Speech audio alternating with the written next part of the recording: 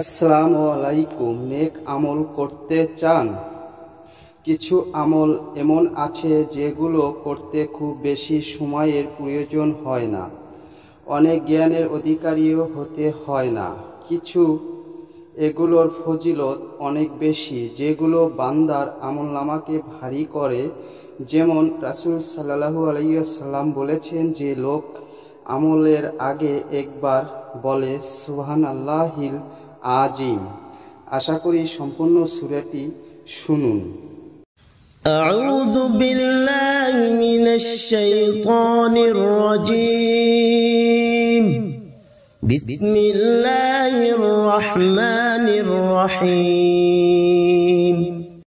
فقلت استغفروا ربكم إنه كان غفارا يرسل السماء